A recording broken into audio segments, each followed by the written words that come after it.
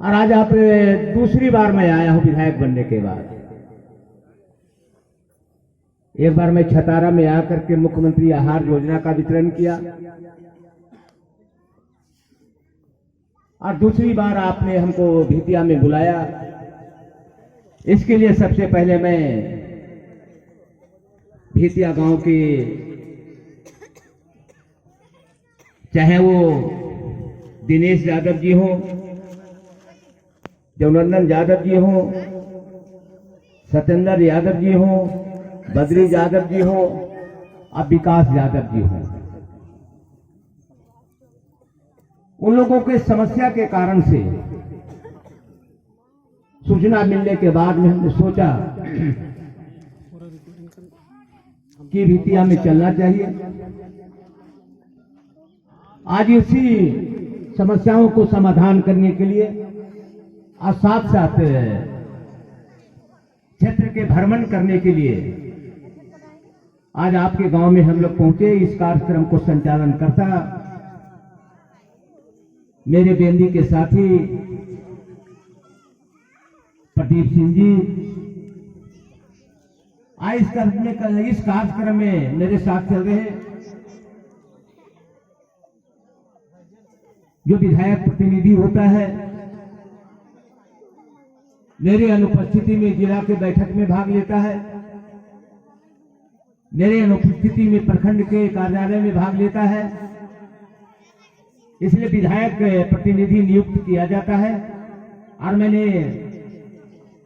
जिले के बैठक में भाग लेने के लिए हमने राजकुमार यादव को प्रतिनिधि नियुक्त किया है और दूसरा प्रतिनिधि मेरा प्रखंड कार्यालय को नियुक्त किया हमने कि चंदवाड़ा के बैठक में भाग लेने के लिए मैंने अज्जू सिंह के नियुक्त किया हूं। आज हमारे बीच में राजकुमार यादव जी हमारे बीच में हैं। अज्जू सिंह किसी काम से बाहर गए हैं, वो नहीं आपके बीच में आ सके। और आज इस बैठक में हमारे बीच में प्रखंड के पार्टी के अध्यक्ष भाई प्रमोद बर्नवाल जी जो हमारे बीच में उपस्थित है। हमारे बीच में चंदवाड़ा जिला परिषद के पति और समाज सेवी अशोक सिंह जी और खास करके आरागारों के एक सामाजिक कार्यकर्ता, पार्टी के वरिष्ठ नेता भाई मुंशी यादव जी। आज इस कार्यक्रम में भुंडो पंचायत के समिति भाई विनोद यादव जी, मेरे साथ चल रहे संतोष मोदी जी, राजू यादव जी, भोला पंडित जी और राजू मोदी जी और खास करके पत्रकार बंधु जो नकुल पांडे जी, हम लोग मन्नू पांडे जी के नाम से संबोधित करते रहते हैं। आप कॉपी किताब लेके बैठे हैं तो हमारे बीच में पत्रकार मन्नू पांडे जी उपस्थित हैं और इस पंचायत के पूर्व मुखिया भाई प्रभु भूया जी, इस पंचायत के जो निवर्तमान मुखिया संजू देवी जी, जो हमारी सरकार ने इनको प्रधान बनाया है। मुखिया होने के नाते जो भी समस्या या विकास के काम होंगे, एक कमेटी का गठन होता है जिसमें मुखिया जी भी रहेंगे और कई पदाधिकारी रहेंगे, सरकारी पदाधिकारी रहेंगे। ऐसे सभी को मिलकर के जब तक चुनाव नहीं हो जाता है, इन लोग की जिम्मेदारी होगी कि विकास का काम कैसे होगा। इसलिए यहाँ उपस्थित संजू देवी जी और सभी यहाँ भितिया के, बेंदी के, कुनियातरी के, सिंदरी के, ओकाचुआ के, छतारा के, गोंगादाग के, कुलबुद्दा के, घाटो डावर और रक्ता चुआ और कई गांव में के यहाँ उपस्थित है। सबसे पहले तो मैं नए वर्ष के अवसर पर 2021 आया है, इस अवसर पर तमाम बेंदी पंचायत के माता और बहनें यहाँ उपस्थित हैं और हमारे साथ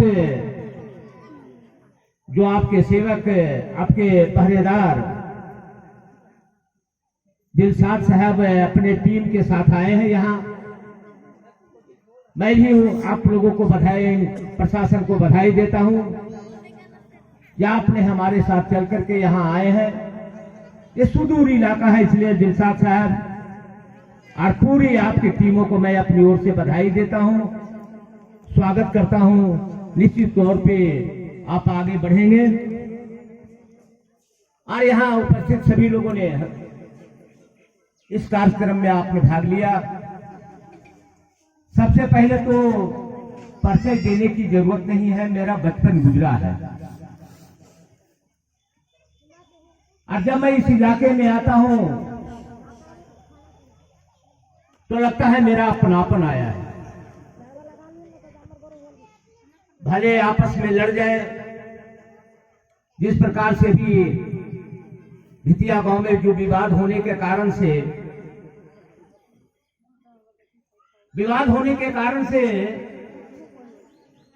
शायद हम लोगों का हमारे परेशानियां बढ़ती है। लेकिन जब मैं 2010 में विधायक बना, जो आजादी के बाद से जिस इलाके में विकास नहीं हुआ, जहां सड़कों का निर्माण नहीं हुआ, जहां बिजलीकरण नहीं हुआ, ये हमारी चिंता थी। कारण है जिस गांव में मैं पैदा हुआ वो ज्यादा दूर, आपके गांव से ज्यादा दूर नहीं है। और मैं समझता हूं कि बगल के रहने वाले इतनी ऊंचाई तक पहुंचा हूं। झारखंड के 24 जिला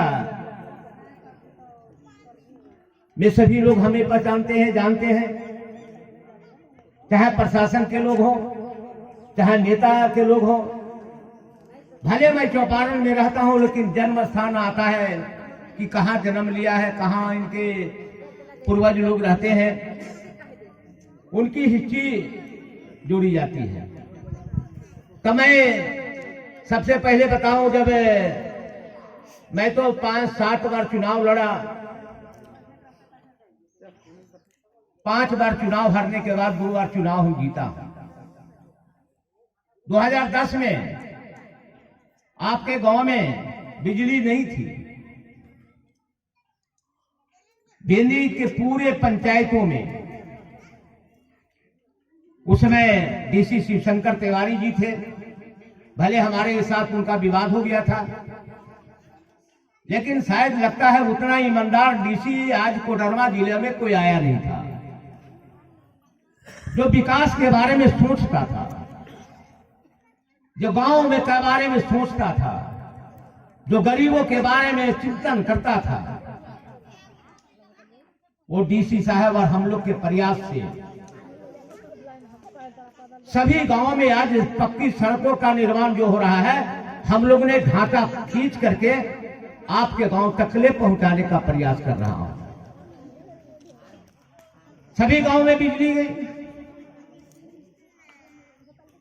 इसलिए जब तक के विकास का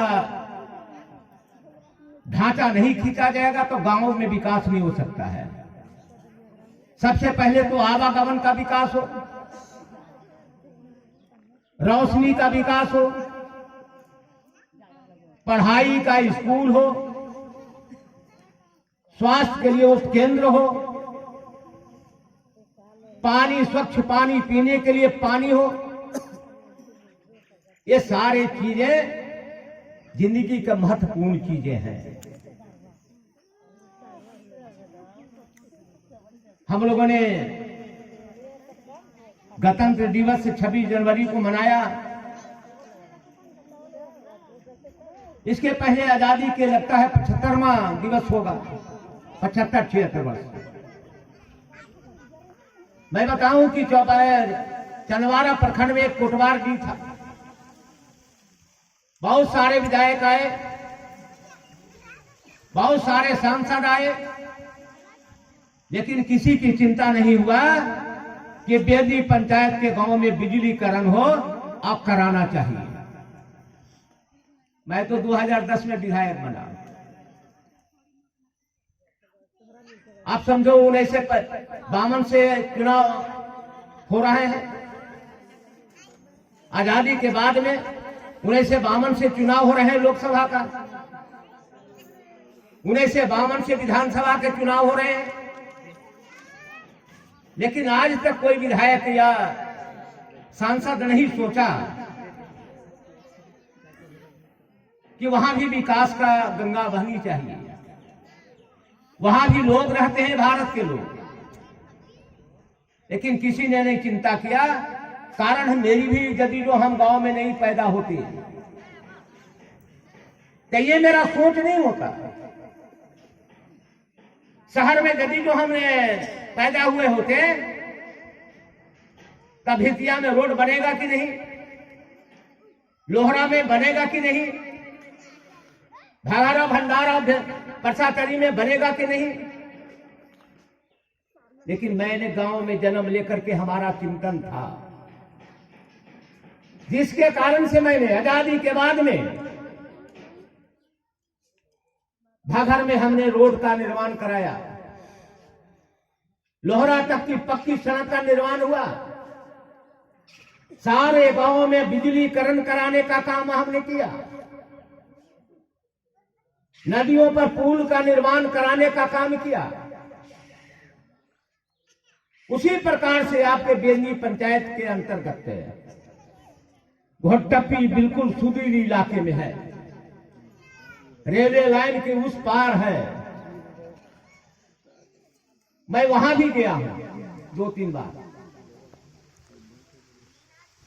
और वहां तक हमने सड़क का निर्माण कराया, और छतारा के पहाड़ी के ऊपर तक भी अपने शासन काल में हमने सड़क का निर्माण कराया, एक गांव में बिजलीकरण कराया। अब हमारी चिंता इस बात की है कि जो सड़क बन रही है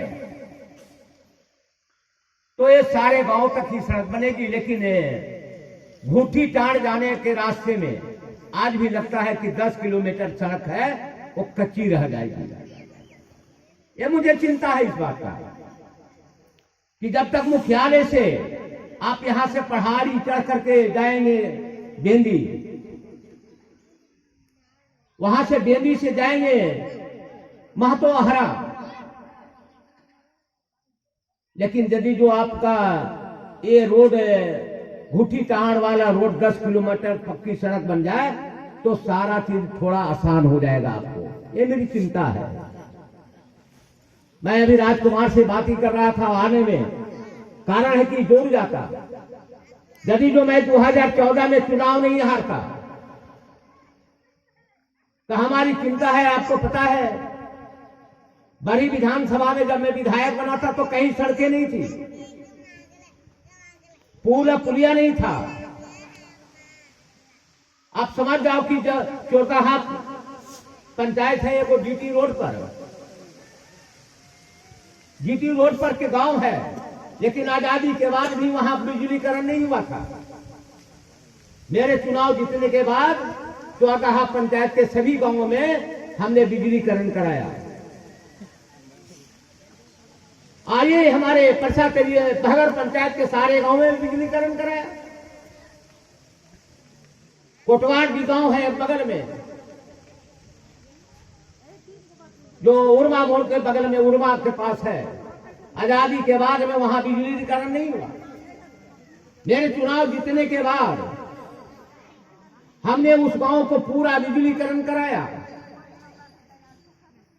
और मैंने अपने शासन काल में चाहे पदमा प्रखंड हो, चौपारण प्रखंड हो, बरही प्रखंड हो, चाहे आपका चौपारण हो, बरही हो, सभी पंचायतों प्रखंडों में मैंने 125 सड़कों का निर्माण कराया था, एक दो नहीं। बढ़ाकर नदी पर हमने पुरहारा बैरी साल होता है अंतिम में पंचायत, वहां तक आज तक सड़क नहीं गई थी, वहां तक हमने सड़क पहुंचाया। बड़े बड़े पुल का हमने निर्माण कराया। जो व्यक्ति 1 से 25 सड़क का निर्माण करा दिया हो। पदमा प्रखंड में बिजली नहीं था, हमने पावर सब स्टेशन का व्यवस्था कराई। चंदवाड़ा में पावर सब स्टेशन नहीं था, उस समय रघुवर दास जी यानी कि बिजली मंत्री थे। पावर सब स्टेशन का निर्माण हमने कराया। लेकिन मेरा दुर्भाग्य है या यहाँ के लोगों को दुर्भाग्य है, मेरे नसीब नहीं है कि दोबारा हम 2014 में चुनाव यदि जो जीत जाते तो शायद लगता है कि हम जो आपके गांव में समस्या है वो भी समस्या समाप्त हो जाती। आप विचार करो, गरीब मैं कोई अमीर घर में पैदा तो हुआ नहीं, आप जैसे मजदूर किसान का बेटा हूं, जिसके घर में मां बहन खेतों में काम की हो। भले हमने पढ़ाई कर लिया, चाहे मेरे भाई पढ़ाया हो, पिताजी पढ़ाए हो, लेकिन मेरी पढ़ाई का देन है। आज जिस गांव में पैदा लिया मैंने, वो गांव भी आप देख रहे हैं। और मैंने जिस प्रकार से मेरी सोच है, जिस प्रकार से मेरा विचार है, आज मैं चौपारण इलाके में जो स्थिति बनी है, जब चौपारण जाते थे तो दलित लोग चाहे वो पिछड़ी जाति के लोग कोई कुर्सी पर नहीं बैठता था। चौपारण जाते थे तो कुर्सी बैठने के लिए हिम्मत नहीं थी, प्रखंड कार्यालय में जाने की हिम्मत नहीं थी, थाना के परिसर में जाने का हिम्मत नहीं था।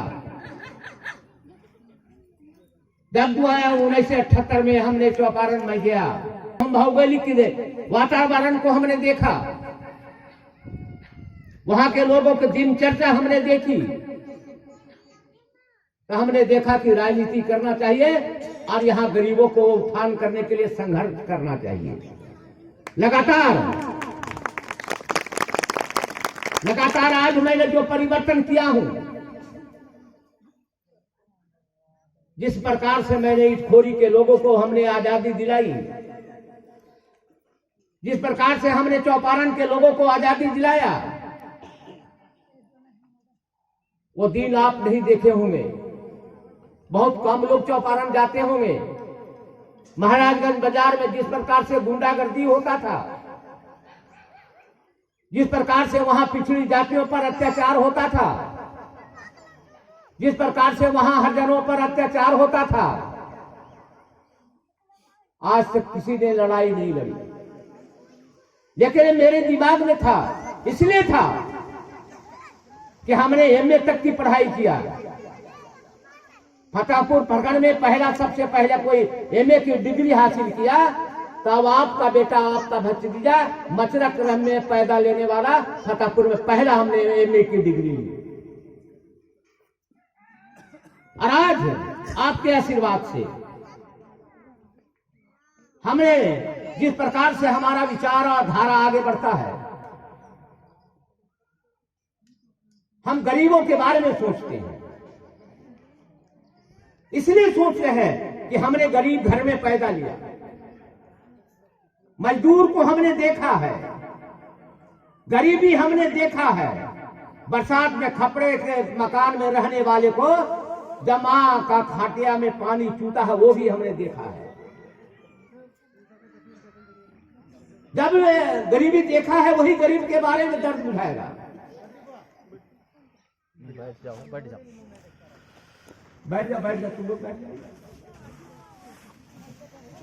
ये सोचती होगी है जो हमको पहचानते नहीं है। हमारे गांव की एक लड़की आई, कहा कि चाचा हमें पहचानते हो? वो भी बैठी है। तो हमें गर्व होता है, हमें इस बात का गर्व होता है कि मैं गरीब घर में पैदा लेकर के गरीब को सेवा करने का मुझे मौका मिला। आज भी चौपारण इलाके में हजारों हरिजन के लोग हैं, हरिजन समुदाय के लोग हैं, भूइया समाज के लोग हैं, रविदास समाज के लोग हैं। आज तक उसको घर बनाने के पास जमीन नहीं है। जब मैं विधानसभा में 2010 में गया था, उस समय माननीय मुख्यमंत्री अर्जुन मुंडा जी थे। चुप रहो दीदी, सुनो। तब मैंने उस समय आवाज उठाया था विधानसभा में कि माननीय मुख्यमंत्री जी, हमारे इलाके में बहुत सारे जाति के समुदाय के लोग रहते हैं। भूइया समाज के पास आज प्रधानमंत्री आवास योजना का मकान यदि जो आता है तो उसके पास जमीन नहीं है। यदि जो आप जंगल में बसे लोगों को जिस प्रकार से एसटी समाज के लोग पट्टा वन पट्टा देते हो, सरकार के नियम है, यदि जो भूइया समाज के लोग जंगल में बसे तो 75 वर्ष के उसकी हिस्ट्री मांगता है कि आप लगातार 75 वर्ष जंगल में रहे हैं कि नहीं। लेकिन आज हमारे बीच में एक आदिवासी साथी आए थे, इनके जंगल में बसे हुए हैं, लेकिन सरकार की नीति है गलत। भारत सरकार ने कहा कि आदिवासी 5 वर्ष रह जाएगा जंगल में, वन पट्टा मिल जाएगा। लेकिन यदि जो पिछड़ी जाति के पास एक धूर जमीन नहीं है, हरिजन के पास एक धूर जमीन नहीं है, एक कट्ठे जमीन नहीं है, तो सरकार ने उसका नियम बना दिया है कि 75 साल का हिस्ट्री दोगे तब तुमको वन पट्टा देने का काम करोगे। इसका मैंने विरोध किया, हमने इसका विरोध किया। मतलब जो गरीब आदमी वन में रहता है, जिसके पास कोई जमीन नहीं है, उसको वन पट्टा देने का काम करेगा। लेकिन दुर्भाग्य हुआ, मैंने दोबारा विधायक नहीं बना। मैं फिर अब इस बार से मैं एक बार बताता हूं एक कहानी। बड़ी में हम साइकिल बांट रहे थे। पहले साइकिल स्कूल में आता था, लड़कियों को साइकिल देते थे। हमारे पास एक ब्राह्मण की बेटी आई, करियापुर तरफ की आई लड़की, बरसोत की थी और ब्राह्मण की बेटी थी। उन्होंने कही, हमसे पूछे कि विधायक जी हमको साइकिल दोगे या नहीं दोगे। हमने कहा कि ऊंची जाति की लड़कियों को साइकिल देने का प्रावधान नहीं है, साइकिल आपको नहीं मिलेगा। उसका जवाब था कि विधायक जी क्या आपने आवेदन दिया था भगवान के पास कि मुझे जादव घर में जन्म दे देना। वो लड़की हमको कहती है, अरे हमने कौन सा गुनाह किया कि हम ब्राह्मण घर में पैदा हुआ, यही गुनाह है। अरे मेरे बाप दादा गरीब हैं, हम पढ़ना चाहते हैं, हमको साइकिल की जरूरत है। मैंने शपथ लिया उस दिन कि जब तक पूरे झारखंड में सभी लड़कियों को साइकिल नहीं दिला देंगे तब तक विधानसभा में मेरी आवाज बंद नहीं होगी, आवाज उठाते रहूंगा। ये मैंने सपना देखा था। आज पूरे झारखंड में मैंने व्यवस्था परिवर्तन करवा दिया। विधानसभा में इतना हंगामा हमने किया कि सभी लड़कियों को साइकिल जाता है, किसी के आंख में आंसू नहीं होता है। ये देन अकेला यादव का है और आपका बेटा भतीजा का दिया। उसी प्रकार से मैं सोच रहा हूं कि जब तक उस गरीब का पट्टा नहीं मिल जाएगा तब तक हम चैन से नहीं बैठेंगे।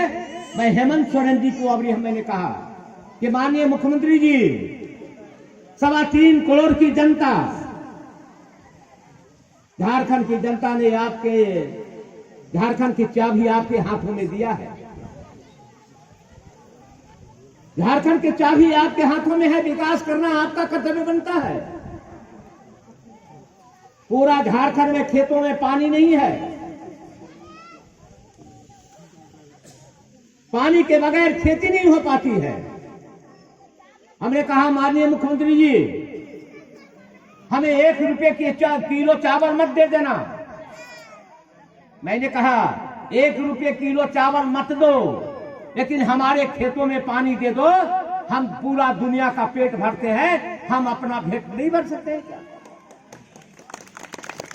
हमारे नौजवान यदि जो खेत में पानी होता, बेतिया में पानी होता, सारे 8, 14, 15 गांव है यहाँ, सभी खेतों में पानी होता, तो हमारे बाल बच्चे दिल्ली के गलियारे में होटल में काम करने के लिए नहीं जाते।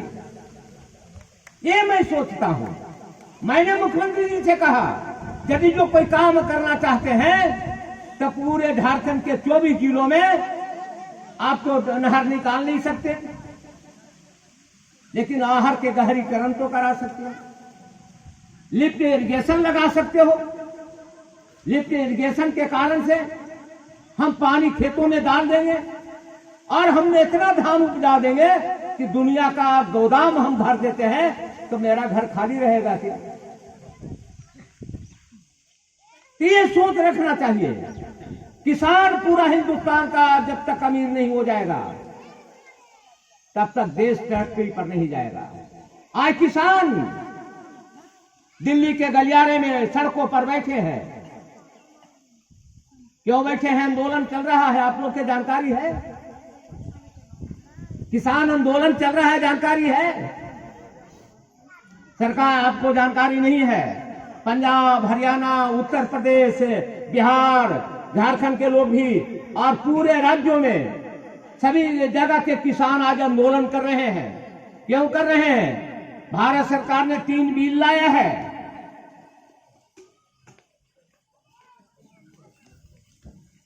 रखो अभी। भारत सरकार ने कानून बनाया है। कानून ये बनाया है कि बड़े बड़े अमीरों के हाथों में आपका खेती चला जाएगा, आपका खेत आपका होगा। पूंजीपति वाले अमीर आदमी लगाएंगे, आपको मजदूरी करना होगा और अनाज उसके हाथ में बेचना होगा। आज देखिए, आप अपना अनाज उपजाते हैं तो अपनी मर्जी से बेचते हैं, लेकिन सरकार इतना काला कानून लाया है कि धान आप उपजाएंगे और दाम पूंजीपति लोग लगाएंगे।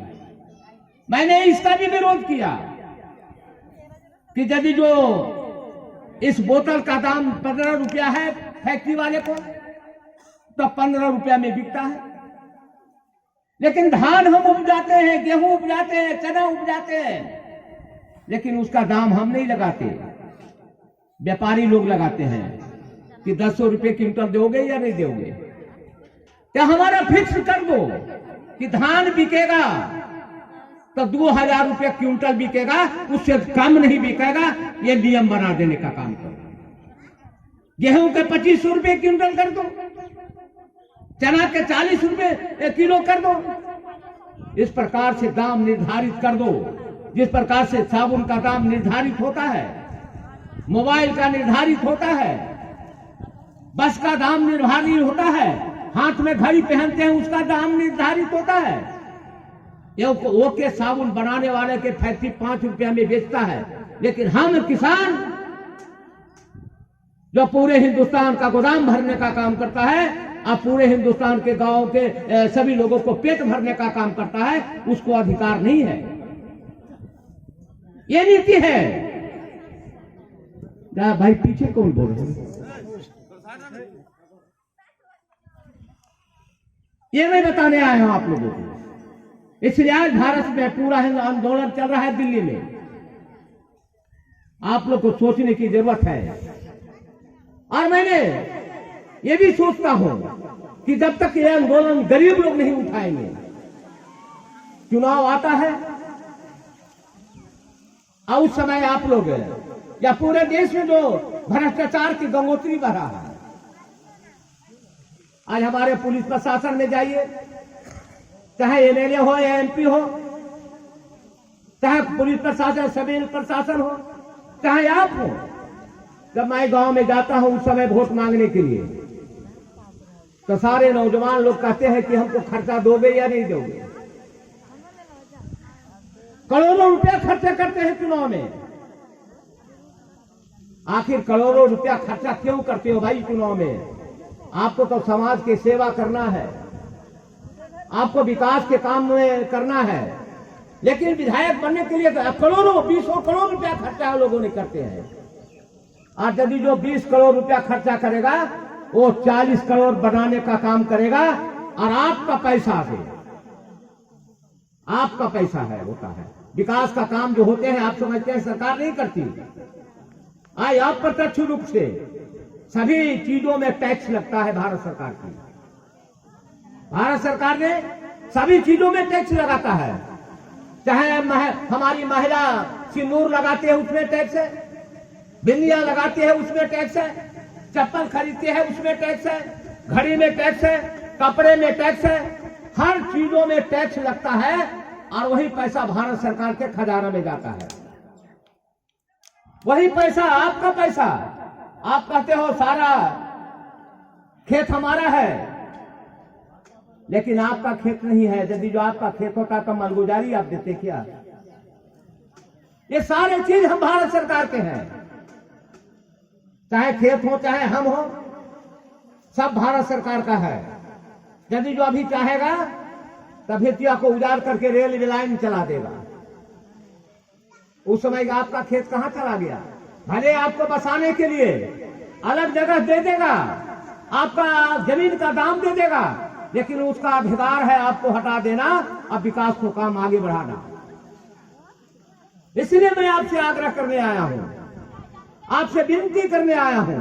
आज जिस प्रकार से 2-3 यहां आपका 2-4 आदमी जो देवनंदन सुभाष वगैरह में झगड़ा हुआ है, फैसला तो अभी हो नहीं सकेगा, लेकिन हम चाहते हैं जो आज स्थिति आपने गांव में बनाया, 5 आदमी और सब लोग मुख्य दर्शक हैं, लड़ाई झगड़ा होता है, उसका खेती जल्दी धान चढ़ गया, गेहूं चढ़ गया, इतना विवाद मत कर दो जिसकी जाने चल जाए।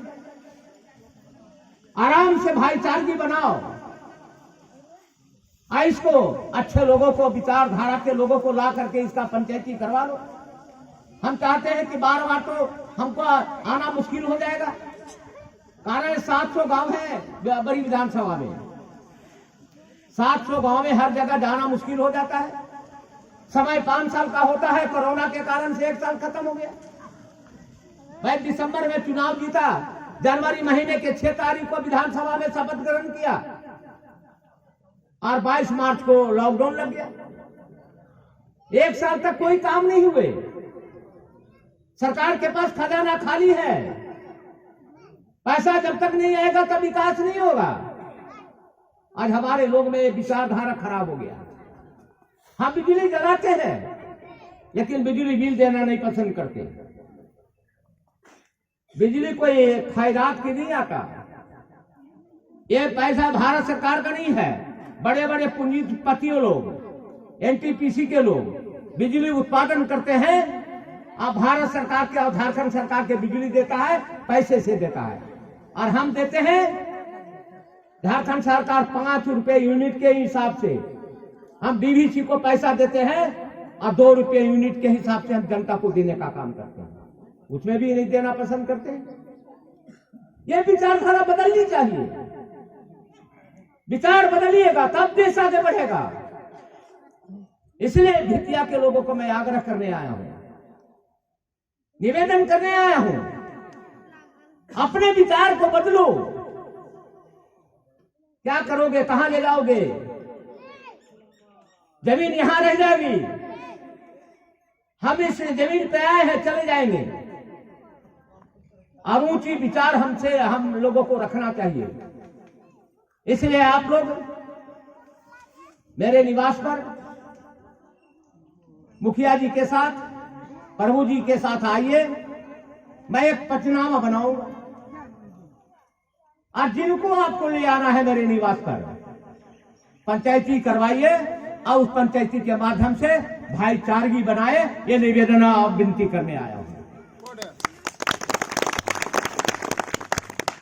क्या ये गलत है क्या? बताओ आप लोग। यहाँ भितिया के लोग हैं, कई गांव के लोग हैं, तो मैं ये आपसे विचार इनको देना चाहता हूँ। बिहार का दौरा है 5 तारीख को, यदि जो आप लोग सभी मिल करके बैठो, दीदी बैठ जाओ, खड़ी मत रहो ना, बैठ जाओ। 5 तारीख को आपको जो है जिनसे लड़ाई हुआ है, और मुखिया जी से मैं कहूंगा, प्रभु जी से, और खास करके प्रदीप हमारे मित्र जो बेदी के हैं, हमारे कार्यकर्ता, हमारा साथी है, कार्यकर्ता नहीं है, मेरा नेता है बेदी का, मैं उनसे आग्रह करूंगा जिन लोगों से आज विवाद हुआ है वो सारे विवाद को खत्म करने के लिए 5 तारीख को मेरे निवास पे सुबह आप 10 बजे तक आए, और उसमें हम लोग आपके बीच में पंचनामा बना देंगे। आप जिनको पंच रखना चाहेंगे उनको रख करके मैं आपका विवाद को खत्म कराऊंगा, ये मैं आपसे आग्रह विनती करता हूं। क्या आप लोग गांव वाले समर्थन ही बात को करते हैं? कम बोलते हैं तो आप लोग भी बोलिए गांव वाले। मैं इन लोग का विवाद खत्म हो या नहीं हो जाएगा ना, भाईचारगी बनेगी, अपनापन बढ़ेगा, हम भी आएंगे तो सभी लोग एक साथ रहेंगे, और हमारा भी ये होगा, कम से कम तो हम आएंगे तो दोनों पक्ष हमारा रहेगा, तो हमारा वोट भी बढ़ेगा। हर आदमी के एक स्वार्थ होता है, तो मेरा भी एक ही स्वार्थ, हर आदमी का स्वार्थ है ना, तो ये मेरा स्वार्थ है कि हमको अब अच्छे काम करेंगे तो वोट मिलेगा, विकास करेंगे तो वोट मिलेगा। हम तो धन और संपत्ति लूटने नहीं आए, राजनीति करता है तो हम वोट के राजनीति करते हैं, वोट हमको चाहिए, मानवता है, मानवता के नाते इनका समाधान करेंगे, विधायक होने के नाते समाधान करेंगे। इसलिए 4 बजे मुझे खाड़ी भी जाना है। आप तमाम लोगों से आग्रह इसी विनती करने आया हूं। जो सबसे पहले मैं बधाई देता हूं भाई प्रदीप जी को, कि इन्होंने समस्या को समाधान करने के लिए सभी लोगों से अपने विचार जानने का प्रयास मैंने किया। तो 5 तारीख को मैं ज्यादा समय नहीं, लंबी समय नहीं देना चाहता। 5 तारीख को मेरे निवास स्थान पर 10 बजे तक पहुंचे आप सभी जो लड़े हैं, और 1-2 गांव वाले भी आए, और आप लोग को हम पंचनामा वही बना देंगे। पंचायती चाहते हैं दोनों पक्ष की, नहीं सब बताओ। बोलो भाई, तुम लोग बोलो। कहाँ बद्री जी? चाहते हो? क्या हमारे झगड़े नहीं है तो पंचायती के क्या? अरे भैया विचार किसके साथ? हम तो सब कर लिए हैं कि मान लिया हम करवे नहीं किए हैं काम।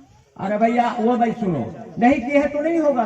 मान लिया जाए तो हम क्यों जाए? झगड़ा हुआ है, मान लिया जाए उसको आरोप है नहीं इधर से करेगा निपटारा। सर परमेश्वर नहीं आए, मेरा क्या है इसमें तो मेरा कहीं नाम नहीं है। तो हम लोग क्यों जाएंगे? किससे भी बात है? परमेश्वर यादव। इसमें मेरे पास एक लिखित पेपर भी है, समाज